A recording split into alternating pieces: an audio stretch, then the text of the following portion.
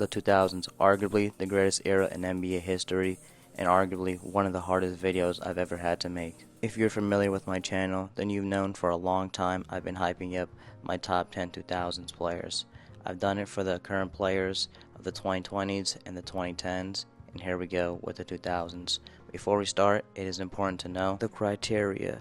To get a refresher on how good these guys actually were, I took a top 15, watched 11 games of them each, and then I put all what I knew about these players into account and asked myself a couple questions. Was this player ever the best player in the NBA, and for how long? In a perfect scenario, how many championships could they win, and how good their peak was? Lastly, I asked myself one question. If I was a GM from 2000 all the way to 2009, what player would I want most to lead my team? Lastly, it's important to know if the player has been injured, I will use their injuries into account, as well as if players have been drafted before 2000, I'll have to consider those seasons they weren't playing as missed opportunities. And with that being said, let's start the video. When compiling the greatest players of all time, Michael Jordan always comes to mind. And though this player reminds me of him the most, it's actually not the reason he's number one here. To be honest, he in my opinion did not have the single best year, but what he did have was an all-NBA career from the beginning to the end. From the start of 2000 all the way to 2009, he was winning championships. When watching games, I like to rank their performance 1 through 11, and in my opinion, Shaq was the only player to best him in that. Furthermore, I believe you could make the case from 2004 up to 2009 of Kobe Bryant being the best player in the NBA, potentially making him the best player for 6 years of the 2000s, in my opinion. Dunkin' Donuts. America runs on Dunkin'. For the Tim Duncan fans that are upset that he wasn't number one, I'll meet you halfway. I'll give a hot take here and say, in my opinion, Tim Duncan had the best prime of the 2000s, or peak if you will. I'm inclined to believe Tim Duncan was the best player even when Shaq was in his prime. But if I'm being honest, the furthest I'm gonna put Tim Duncan is 5 years as the best player in the NBA. Everyone knows Tim Duncan's career was stretched, but if his prime was stretched, he would easily be number one. The analytics say to keep it short for people to keep watching, so this will be a time I give a little more context of why I pick players over Shaq, and then I'm going to talk about Shaq. Why I picked Kobe Bryant over Shaq, even though Shaq was the driver of some of his championships, I would say Kobe Bryant definitely helped him and or saved him in Western Conference Finals matchups, especially against the Spurs, and Tim Duncan, in my opinion, outplayed him in some of their performances, especially in the playoffs, where Tim Duncan had a more well-built team and Shaq had Kobe Bryant. Fucking guarding him. They don't call fouls every single time you foul him. Like, there's times where he's going up for a dunk and you just do a flyby and you hit his wrist. And he's like, watch out, little fella. I'll break your wrist next time. If my hand was in between the rim and he was trying to dunk it, he would break my fucking wrist.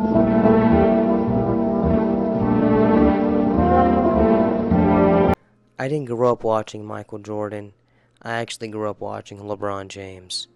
And even in LeBron James's prime, always considered him the best player in the league.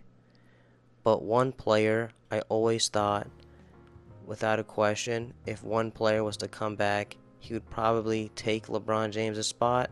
It was Shaquille O'Neal. Not only is Shaq, in my opinion, a definitive top 40 defender of all time, just because of his presence alone, but an offensive peak even rivaling Wilt Chamberlain.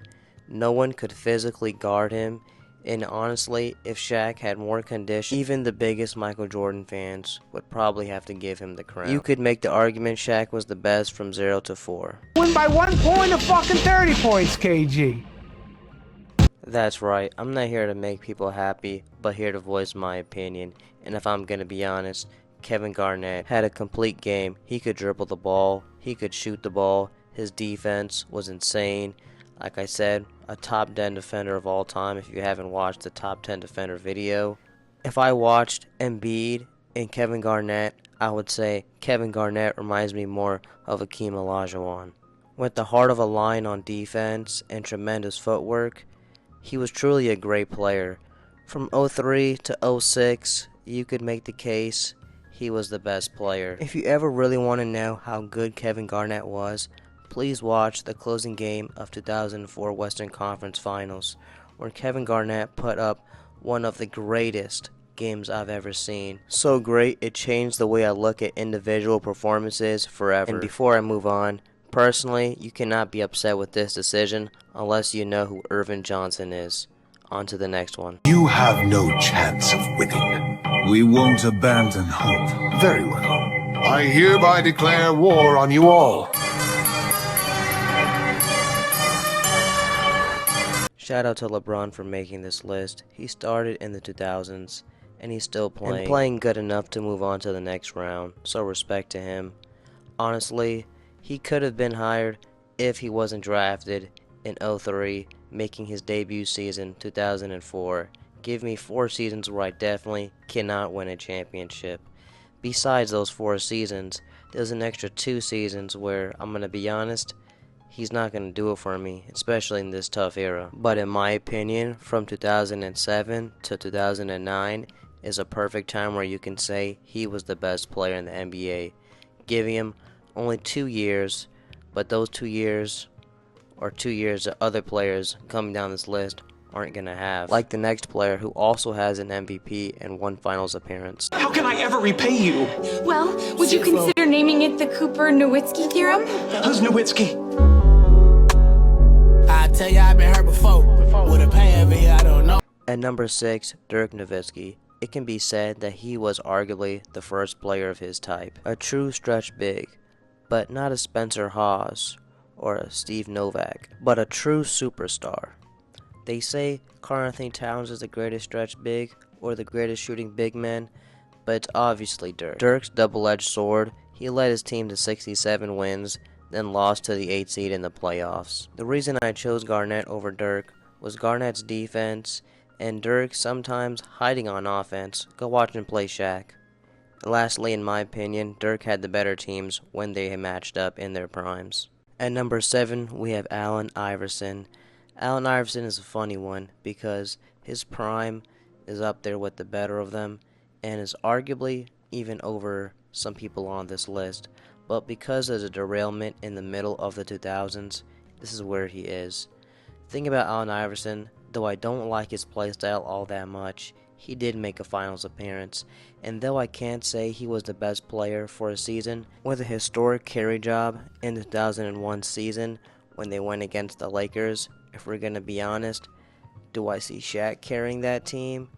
Obviously you'd have to switch the players around, but that's actually kind of tough, and just makes you think how good Allen Iverson was in his prime actually. And perhaps this video sums up why he is where he is. Tossing me around like a rag doll all day long. I know! And I'm an old lady!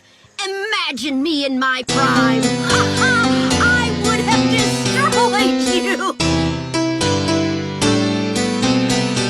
If you haven't learned by now, I don't really care for stats and accolades. That stuff matters, but I actually watch you play. And so if you have a problem with this one, check the footage. A finals MVP in 2008, and went to the Eastern Conference Finals as early as 2003, meaning most of the decade, Paul Pierce was a threat. One of the things I enjoyed the most about Paul Pierce was the fact that when it was time, he could step up on offense and defense. Even though he needed to get his shots up, he didn't hold the ball like an Iverson or a Carmelo Anthony. So, to be honest, he had kind of helps in the system. Though likely an unpopular opinion, go watch him play against LeBron and come back to me. Those guys truly did battle. This is where things got real hard, but stay with me. My next pick is going to be Jason Kidd. His ability to lead a team, to win games, as the lead point guard is the reason I had him here. 2 consecutive finals appearances in the early 2000s, though in a very weak Eastern Conference. He did lead his team to the finals, so that's something we have to look at. Another thing that I do look at for Jason Kidd, besides the eye test and his ability to pass the ball, which might just be the best, one thing with Jason Kidd is he's also a good defender, like maybe making the all-defensive team 9 times, from 99 all the way up to 2007, giving me sustained defense and sustained playmaking like no other. Well, Maybe there's one other playmaker who can come close. Picking between Steve Nash and Jason Kidd is honestly like picking black and white shoes, but to be honest, either way, you can't go wrong. What Steve Nash does not have in defense, he does have in offense.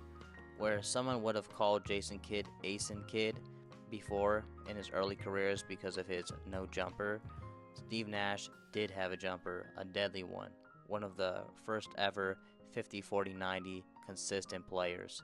And when he retired, he led the NBA all-time in free throw percentage, which is honestly very important for a star player, someone who's going to be shooting a lot of free throws for my team. I picked Jason Kidd over him because of defense and honestly because of Mike D'Antoni, but what we'll talk about is why I picked Steve Nash over other greats like a Dwayne Wade or even a Tracy McGrady.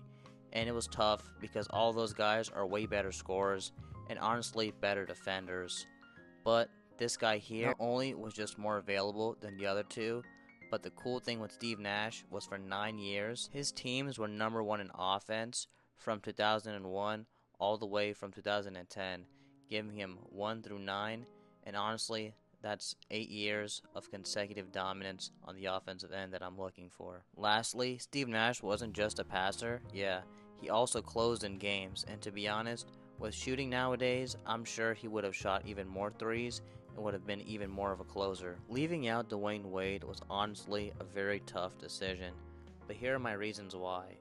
Honestly, it's because of a couple reasons, like one, being drafted in 2003, meaning he's not playing until 2004.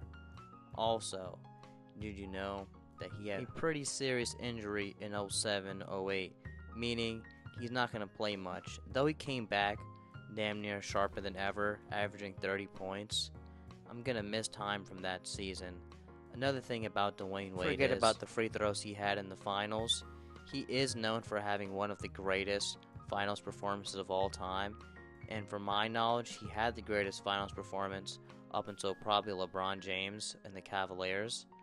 But I do have to say this, with Dwayne Wade playing and winning the championship in 2006, even with those great stats, people forget he did have #2 in MVP, Shaquille O'Neal. Yes, Shaquille O'Neal was #2 in MVP, and so you can't just forget like he wasn't there, and obviously without Shaq, they're not going to the finals. And that wraps up this video, one of the hardest videos I've had to make, to be honest. The greatest players of the 2000s. You guys let me know if I left someone off, if you think someone should be placed higher or lower. Honestly, it was a tough decision, especially leaving Dwayne Wade off the list, but it was honestly a tougher decision leaving another player off the list. This player, in my opinion, when I watched him, was better than Paul Pierce, better than Jason Kidd, better than Steve Nash, in my opinion, better Dwayne Wade. And honestly, it's Tracy McGrady. I thought, personally, he would have made this. It's just because of his injuries and him not being able to play that much. And then also, me witnessing some of his playoff meltdowns. Like, I did watch him blow a 3-1 lead to Detroit. Based off my eyes, he could be no lower than 6. By the end of the day, he had no resume. Hope you enjoyed the video. And stay tuned for my next video. I'm going to be looking at the top 10 greatest teams of all time. Until next time, salam. Keeping it G ain't nothing. You ain't gotta like it cause the hood don't love it. You ain't gotta like it cause the hood don't love it.